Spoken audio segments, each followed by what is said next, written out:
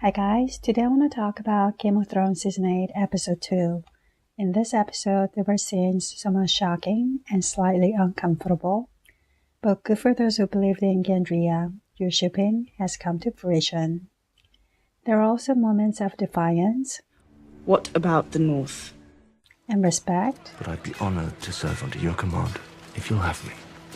And the reunions, they're hilarious, as well as emotional. And how could we ever forget about Shireen? And I'm still wondering why Tyrion had to flip-flop. We're going to die. I think we might live. Bravo, Jon Snow. Good timing. You finally let the cat out of the bag. It's Aegon Targaryen.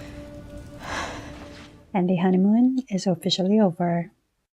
Other than that, I would say it was pretty much our characters being true to themselves, Bran being creepy, The things we do for love. Lyanna being feisty, I wish you good fortune, cousin. and Tormund being just Tormund. Giant's milk. My favorite scene was though the knighting ceremony of Brienne of Tarth. And just when Game of Thrones had wrung all the tears out of my eyes with Jaime and Brienne scene, in comes sweet Podrick with Jenny's song. And this, is in my opinion, was the biggest Easter egg of the episode. Jenny's song is the song favored by a book character called The Ghost of High Heart, a woods witch who has very accurate prophetic dreams. She demands the song as payment for her visions, and many people believe that the song is about an old friend of hers, Jenny of Oldstones. The first line of Jenny's song is directly from the book, and the rest was added by the showrunners. Jenny was the wife of Duncan Targaryen, the Prince of Dragonflies. She was a commoner, but she claimed descent from the long-vanished kings of the First Men.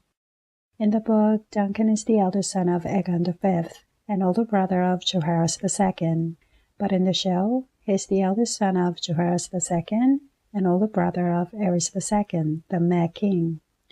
His family originally planned a political marriage for him with House Baratheon, but Duncan loved Jenny so much, he abdicated his throne in order to marry her. So, if it wasn't for Duncan putting Jenny above the claim to the Iron Throne, the Mad King may never have ascended to it. When Jenny was finally accepted at the court, she brought her dear friend, the Ghost of High Heart, who prophesied that the prince that was promised would be born from the line of Prince Aerys and Princess Rhaella. When Prince Jaehaerys heard the prophecy, he insisted that they marry. Duncan, Jenny, and a number of other famous Westerosi lore died in a huge fire called the Tragedy of Summerhall, that is believed to be the result of Duncan's father, Aegon V, attempting to bring dragons back to Westeros.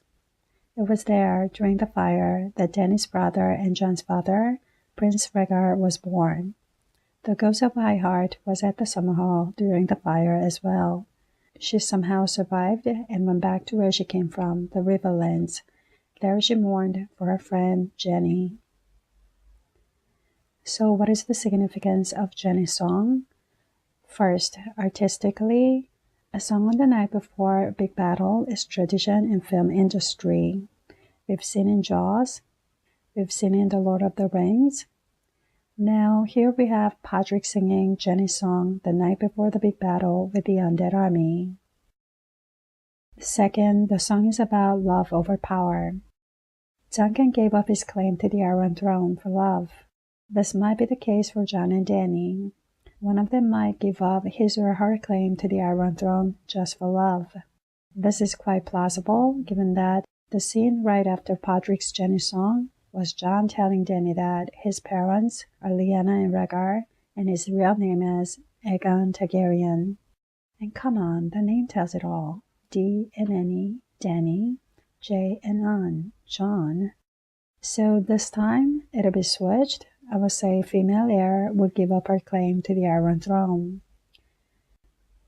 For book readers, Jenny's song is about the prince that was promised. I don't think the prince that was promised is either Jon or Dany. At the tragedy of Summerhall, Duncan and Jenny died, but Prince Rhaegar was born and he was believed to be the prince that was promised. Throughout the book, the prince that was promised is treated the same with Azor Ahai, The two are almost equivalent. And I think Azor Ahai is 3 heroes that will save Westeros from the second long night. And one of the 3 heroes, in my opinion, is Jaime Lannister. I think Jaime is the bastard son of the Mad King. There are several facts that point to that, and they were explained in one of my videos. At any rate, Jenny's song is not just about Jenny and Duncan. It is about the prince that was promised. It is about Jon and Dany. And it is also about Jaime Lannister, the secret Targaryen, the third head of dragon. And I believe Jaime has a big role to play in the wars to come. One thing we cannot avoid is the big battle and the loss that comes with it. Jenny and Duncan died at the Summerhall during the fire. Like Duncan abdicated the throne, Dany might give up the Iron Throne, but that is only when both Jon and Dany survive the big battle that is imminent. Having to hear the Jenny song right before the big battle does not bode well.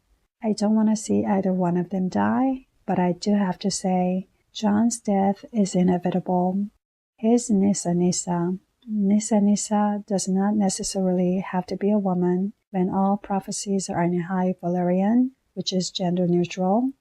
Nissa Nissa is someone who sacrifices for greater good, and I think that sacrifice will be made through Jon. Sophie Turner and Maisie Williams said in an interview that the ending is pretty much in Game of Thrones spirit. So what is the spirit of Game of Thrones? They kill off our favorite characters, like Ned Stark. That means we might have to say goodbye to our dark curly-haired baby prince, Aegon Targaryen.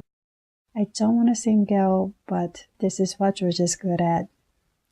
Anyway, Jenny's song is a sad song. It is a song about Jenny and Duncan's love, Jon and Dany, Azor Ahai prophecy, those doomed to die, and those that will live to remember them. The song plays over shots of some of our favorite characters and the people that matter most to them, like Sam and Gilly, Theon and Sansa, Gendry and Arya, Grey Worm and Missandei, and Jon and Dany.